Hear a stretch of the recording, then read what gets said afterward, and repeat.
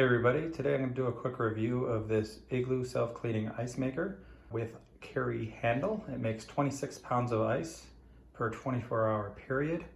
This particular one comes in this aqua sort of seafoam green, teal, blue type color. They do come in various other colors everywhere from stainless steel to white to red, etc. Just depends where you find it. I bought this particular one on Amazon. It was like $120-ish. I'll post a link with the exact price, etc. in the description. One important thing to note about these is that Amazon will not allow you to return them. So once it ships, it's yours. And the reason for that is because it has refrigerant in it to do the ice creation. And they consider it dangerous to send it back because it could be compromised at that point.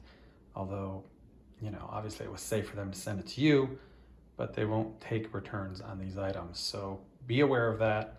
If that's a problem, don't even bother ordering it because you will not be able to return it. You may be able to fight with them and get them to refund you one way or another if it's dead on arrival or something. But for the most part, they say no returns and you have to get a hold of Amazon directly if you have an issue. It's not the normal 30-day return policy that you get with other Amazon Prime type items. So be aware of that. This particular item is a countertop ice maker. Please note it's not a freezer, which means it doesn't keep the ice cold that it produces. It has a sort of cooler type material insulation on the inside, similar to what you might get with an Igloo cooler, obviously. So it's meant to maintain the ice a little bit, but it's not a freezer or a refrigerator, so it doesn't actually keep the ice cold. So if you wanted to keep the ice, you'd want to take it out as it's produced and put it into a freezer in a bag or something like that. But if you're just using it to make ice and use it, it's really nice. So this could be used on your bar at home. It could be used on a picnic as long as you have electricity at a gazebo or something like that. It does work outside as long as it's under about 90 degrees out. Anything more than that, you'd have to use chilled water in order to get it to produce ice still, but that is an option. I've unboxed it and set it up. I'll show you that next. Okay, so here's the unit all set up. Basically, you just plug it in, you open it up, and you take the ice tray out. You get a pitcher of water and you fill up the water reservoir like I've done here. Right up to the line there where it kind of lips out. I recommend you clean your basket and the inside before it, and then put it back in, plug it in. There's really only a couple buttons. There's on, off, and there's select. So basically I turned it on. I used select to choose either small or large ice cubes. That's pretty much it. There is a cleaning cycle on here. I believe you have to do a water vinegar solution instead of regular water in the water reservoir, and then you do the clean session and it processes through that to clean out any kind of scale, any impurities in the water that get built up inside of the ice maker. That's pretty much all there is to it. Again, it produces about 26 pounds of ice in a 24-hour period, assuming that you are filling the water reservoir and dumping out the ice as the ice bucket fills, because once the ice gets full, it will stop producing.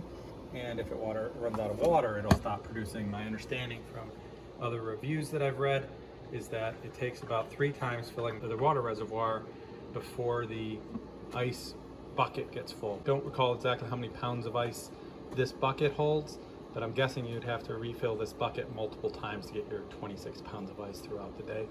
And when it says 26 pounds, that's assuming someone's watching it around the clock, both filling the water reservoir and emptying the bucket as it fills up. So realistically, you're not getting that much ice unless you're babysitting this. But that says it does produce the first set of ice in about 6 minutes.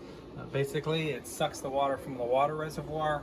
You can see back there, it's actually producing the ice. Once it's done, it drops it initially into this little tray there.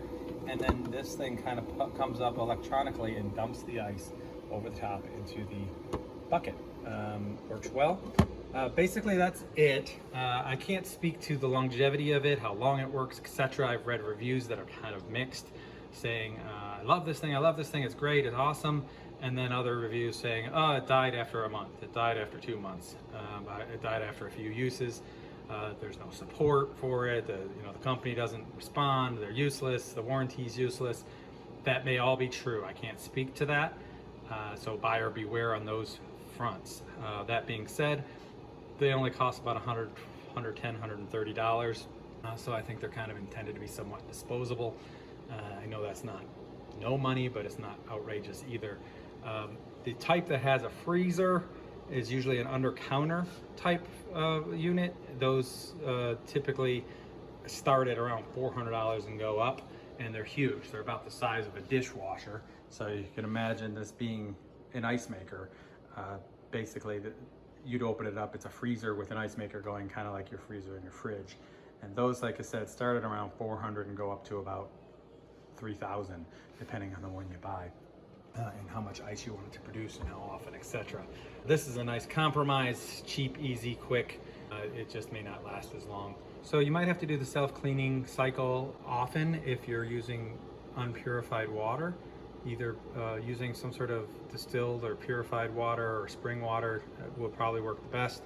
I'm using reverse osmosis water. Basically, I have a well that gives me free water, but then I use a water softening system that purifies and softens that water, and then it goes through a reverse osmosis system underneath my sink, and that's what I fill this thing up with. So the water's pretty clean by the time it gets to this.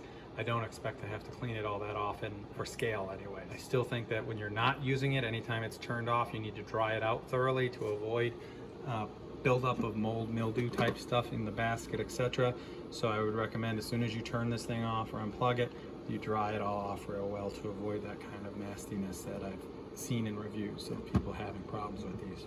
So just to cut it off at the pass, if you will, and prevent. Keep in mind that you do have to fill the water reservoir by taking out the bucket manually. These do not typically come with any kind of a direct line. I've only found a couple countertop units that do have that. They tend to be on the higher price range, $250, $300.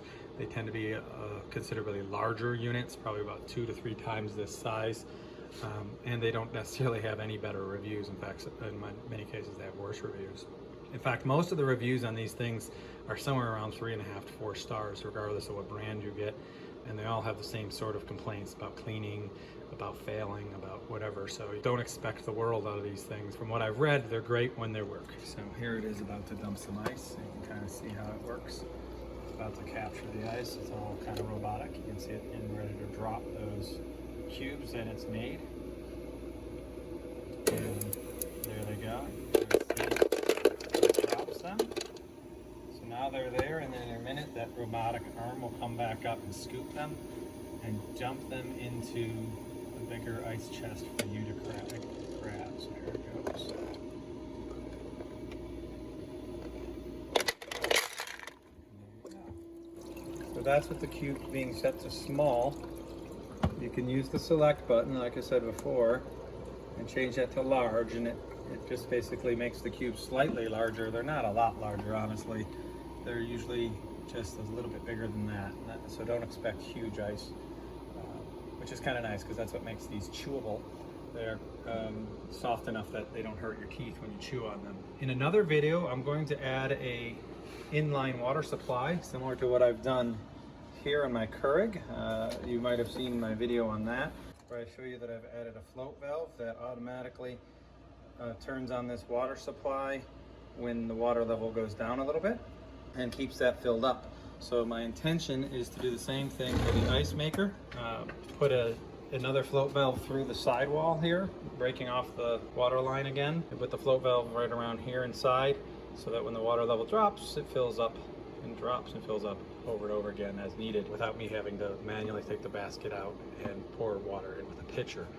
So I'll show another video on how I do that, assuming that this thing continues to produce ice fairly regularly and I feel comfortable that it's not a dead on arrival type unit. I'll do that because obviously once I screw a hole in the side of it, I voided the warranty and made it impossible to return. So I'll wait a little bit before I do that, but my plan would be to do that and then post another video on how I do it in case you're interested in doing the same.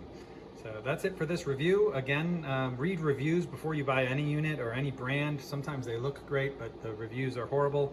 Some of the more fancy ones that are closed that have like a dispenser that you just put your cup under, they look like they'd be great, but they got like 2-star reviews on them. People saying that they're absolutely awful. So keep that in mind, read your reviews. Keep in mind that some reviews are paid for by the manufacturers in many cases. So, a bunch of fluffy, this thing is great type reviews doesn't always mean anything. Look at those negative ones for sure. Try to make your own decision as to whether or not you think it's legit or not. You can kind of hear it's not too loud. Basically, it has an intake fan right there and an exit fan out on the other side that it spits the heat out from the unit. So it doesn't really make a ton of noise other than when the ice drops out, and you can hear the kind of fan blowing in the background.